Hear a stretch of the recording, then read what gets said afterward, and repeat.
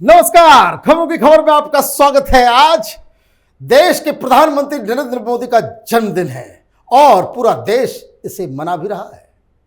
वो इसलिए कि आजाद भारत में अब तक के सबसे पॉपुलर प्रधानमंत्री इस देश में कोई हुआ तो उनका नाम नरेंद्र दामोदर दास मोदी है। और ये इसलिए मैं कह सकता हूं क्योंकि आजाद भारत में राजनीति इतनी ज्यादा किसी एक शख्स के ऊपर कभी केंद्रित नहीं हुई। कई घोषणाओं के बारे में जानकारी दी जा रही है, हर्षोल्लास है। भारतीय जनता पार्टी के कार्यकर्ता हो या फिर आम महिलाएं और बुजुर्ग, खास करके जिन्होंने कांग्रेस के रिजीम को भी देखा, जिन्होंने इंदिरा गांधी को भी देखा, राजीव गांधी को भी देखा और जो प्रधानमंत्री मोदी को देख रहे हैं, एक स्वर में सब कहते हैं कि ऐसा प्रधानमंत्री तो हुआ ही नहीं।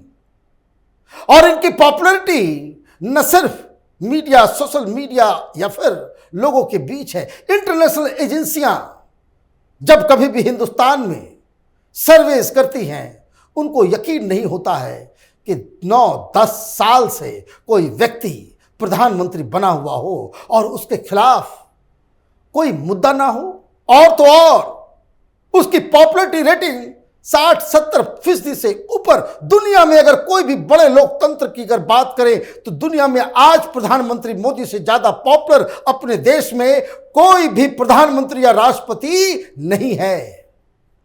खैर, प्रधानमंत्री तो प्रधानमंत्री है। इस कांग्रेस पार्टी का क्या किया जाए? ये जो डॉटेड अलायंस है I.N.D.I.A, इनका क्या इलाज किया जाए? इनकी खोपड़ी में गंदगी भरी हुई है। क्या कर रहे हैं सवेरे से ये लोग? सोशल मीडिया पे जाएं तो प्रधानमंत्री मोदी का जन्मदिन है, इसके लिए बताया जा रहा है 3-4 दिनों से पहले से ही ये जो सोशल मीडिया वॉरियर्स हैं विपक्षी पार्टियों के, वो प्रधानमंत्री के खिलाफ मीम्स बना रहे हैं। और बताइए, आप में कोई इतनी भी सज्जनता नहीं है कि प्रधानमंत्री का जन्मदिन है कम से कम उस दिन, लेकिन आप स्पेशली, ये कोई पहली बार नहीं है, फेकू डे तो ये डे तो जुमला डे, पता नहीं क्या क्या क्या क्या ये लोग दिमाग में लगा करके ये सारा काम कर रहे हैं। लेकिन सवाल ये है कि ये सारी गंदगी जो फैलाई जाती है, और खास करके कांग्रेस पार्टी के मीडिया हैंडल्स, बताया जाता है कि 3 लाख सोशल मीडिया वॉरियर्स को हायर किया गया है कांग्रेस पार्टी के द्वारा कि जो मई 2024 तक, मतलब इलेक्शन तक, वो दिहाड़ी के ऊपर ऑन पेमेंट ये लोग ट्वीट और सोशल मीडिया पे पोस्ट किया करेंगे, ट्वीट किया करेंगे। उनकी बकायदा सैलरी दी जा रही है। खैर, हर पार्टी के पास इस तरह का विंग होता है, लेकिन कम से कम लोगों के जन्मदिन को तो छोड़ दो। लेकिन ऐसा नहीं है, क्योंकि आदेश ऊपर से आया है। राहुल गांधी, प्रियंका वाड्रा, सोनिया गांधी, खड़गे, तमाम लोगों ने शायद बैठ के ये तय किया होगा कि प्रधानमंत्री मोदी का बर्थडे है, देश भर में हर्षोल्लास किया जाएगा। सोशल मीडिया पे, ट्विटर पे, फेसबुक पे, यूट्यूब पे, हर जगह प्रधानमंत्री ट्रेंड करेंगे, हमारी आवाज दब जाएगी। तो ऐसा करते हैं कि हम लोग गंदगी फैलाते हैं। जिन्होंने फैलाना शुरू कर दिया, कई सारे मीम से दिखाने की आवश्यकता नहीं है, बताने की भी आवश्यकता नहीं है, लेकिन यह जानने की आवश्यकता जरूर है कि ऐसी क्या है इतनी घृणा ये कांग्रेस पार्टी के टॉप लीडर्स में, जो प्रधानमंत्री मोदी को एक पल के लिए बर्दाश्त नहीं कर पाते। यह कहानी अभी की नहीं है। यह मीडिया को बैन करने वाली बात 2-3 दिन पहले से जो चल रही है।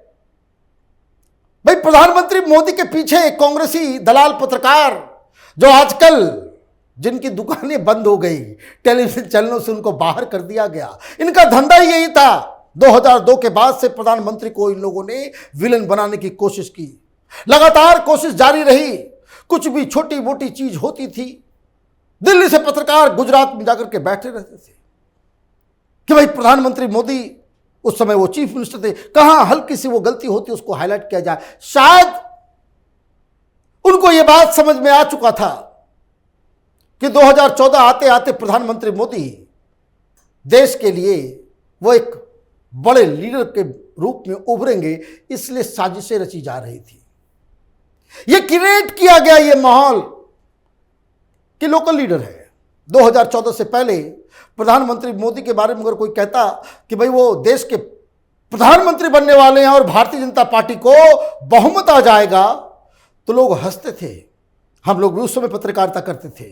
जब किसी वरिष्ठ पत्रकार के सामने हम लोग इस बात को कहते थे कि प्रधानमंत्री मोदी वो इतने पॉपुलर है कि बीजेपी को अपने दम पे बहुमत लेकर के आ जाएंगे, तो वो लोग हंसते थे, कहते थे कि ये तो पॉसिबल ही नहीं है। अटल बिहारी वाजपेयी जब 182 सीट ला सके, मोदी किस खेत की मूली है।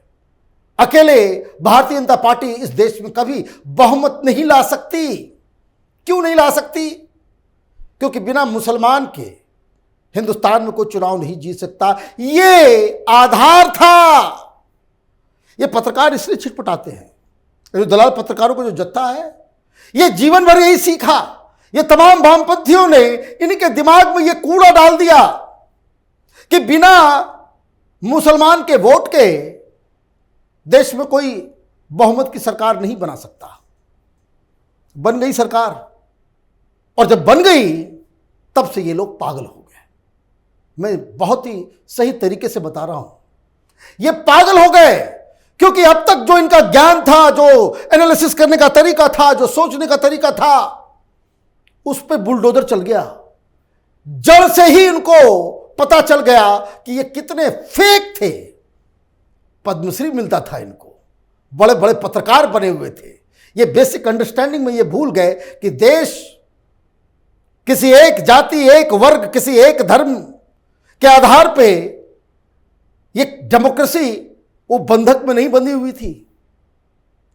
डेमोक्रेसी में जो चुनाव जीतता है, जिसके साथ जनता होती है, और ये बात इनको ये हजम ही नहीं हो पा रहा है, न 2014 में न 2019 में, कि लोग प्रधानमंत्री मोदी को इतना लाइक करते हैं। और इसीलिए ये घृणा। अभी भले ही मल्लिकार्जुन खड़गे कांग्रेस पार्टी के अध्यक्ष हो, फैसले तो कांग्रेस में राहुल गांधी ही ले रहे हैं, वो तो सिर्फ रबर स्टैंप है। तो प्रधानमंत्री मोदी के लिए घृणा राहुल गांधी की इस वजह से है कि उनको लगा कि 2014 में तो हम बड़े आसानी से जीत जाएंगे, और वो जो कहते हैं ना कि यहां तक पहुंचाने वाला छीन लिया गया। बहुमत की सरकार आ गई, कहीं इधर उधर खेल भी नहीं कर पा रहे थे ये लोग। 2019 आया, 2019 में यहां तक राहुल गांधी ने तैयारी कर ली थी कि उनको किसी ने समझा दिया था कि कांग्रेस पार्टी 200 के आसपास सीट जीत रही है, सब कुछ अच्छा रहा तो 225 सीटें आएंगी, और सब कुछ बुरा हुआ तो भी 180 सीटें आएंगी, सरकार कांग्रेस पार्टी की बन जाएगी। रिजल्ट आया तो 0 बटा सन्नाटा, स्थिति ढाक के 3 पात। और उसके बाद से राहुल गांधी 2019 के बाद से थोड़े और भी एग्रेसिव हो गए कि उनको समझ में आ गया कि प्रधानमंत्री की पर्सनालिटी, प्रधानमंत्री की पॉपुलैरिटी वही उनकी सबसे बड़ी पूंजी है, और इसलिए उस पर ही अटैक करो। तो कांग्रेस पार्टी का पूरा सोशल मीडिया का हैंडल वो प्रधानमंत्री मोदी के ऊपर ही जाके अटक गया। इसलिए आप उनके प्रवक्ताओं के ट्विटर हैंडल को देखिए, कांग्रेस पार्टी के ऑफिशियल ट्विटर हैंडल और फेसबुक हैंडल्स वगैरह को देखिए, सीधे सीधे प्रधानमंत्री के, उनकी नीतियों पे नहीं, उनके ऊपर मीम्स, उनके ऊपर कटाक्ष, उनको कैसे नीचा दिखाया जाए। अब इन नादान कांग्रेसियों को कौन समझाए कि सूरज के ऊपर थूकोगे वो वापस तुम्हारे सिर पे आएगा। यही दिक्कत हो गई है। आपने रास्ता खोला, डिबेट का स्तर नीचा किया, तो राहुल गांधी जो पहले से ही पप्पू करार दिए गए थे, तो अब तो और भी माइक्रोस्कोप लगा करके देश की जनता वो ढूंढना शुरू कर दी कि भाई राहुल गांधी कहां क्या हो रहा है, नहीं हो रहा है।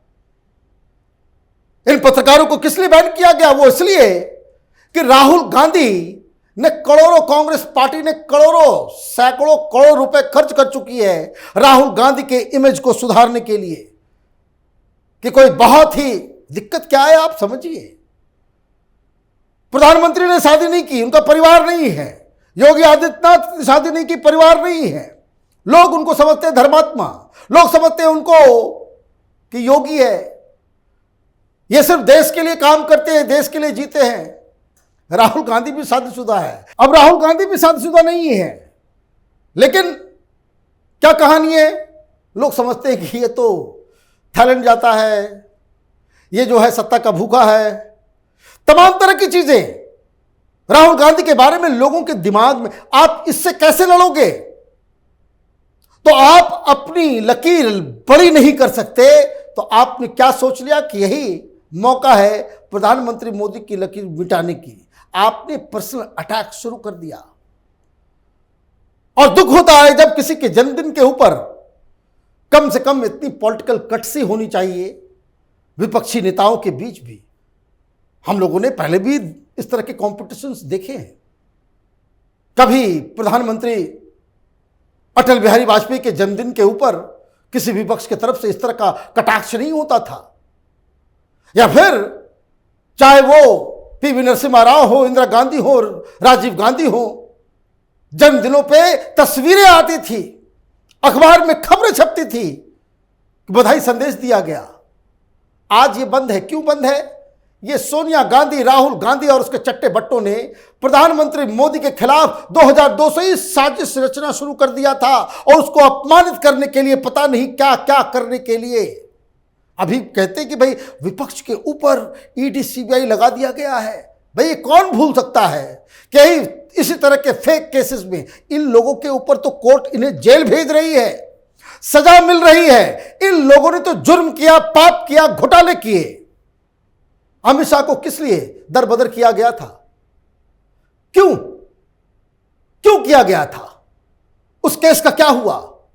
आप उल्टे पुल्टे आरोप लगा के किसी तरीके से इन प्रकार एफआईआर दर्ज करके उनके ऊपर कार्रवाई करने के, तो आपने राजनीति के तमाम डिस्कोर्स को डाउन किया। और आज जब जनता प्रधानमंत्री मोदी के जन्मदिन को सेलिब्रेट कर रही है, तो आप वो उल्टा राग, आप सोशल मीडिया पर इस तरह की गंदगी फैलाने में जुट गए, और आप ये अपेक्षा रखते हो कि देश की जनता आपके साथ खड़ी हो जाएगी। हो सकता है कि जो प्रधानमंत्री मोदी को हेट करते हैं, तो इसी का तो खेल है, फैसला तो इसी का होना है कि हिंदुस्तान में प्रधानमंत्री मोदी को हेट करने वाले कितने हैं और प्रधानमंत्री मोदी को पसंद करने वाले कितने हैं। यह लाइन आपने ड्रॉ किया। इलेक्शन इस बात पर नहीं होगा, यह आपकी वजह से, इन तमाम मीडिया वालों की वजह से, कि सरकार कैसी चली, किस योजना को क्या फायदा हुआ, नहीं हुआ। मोदी वर्सेस ऑल, ये काम आपने किया है।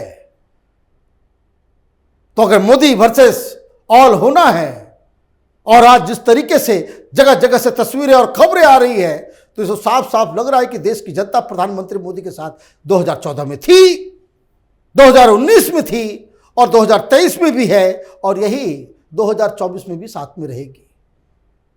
तो ये मत कहना कि प्रधानमंत्री मोदी के नाम पे जो है वो चुनाव ये लोग जीत जाते हैं।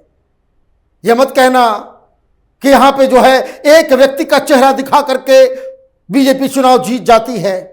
ये आप ही अपनी गलती से अपने पैर पर कुल्हाड़ी मारते हो, और उसके बाद जब हार होती हो तो आप चीखना और चिल्लाना शुरू कर देते हो।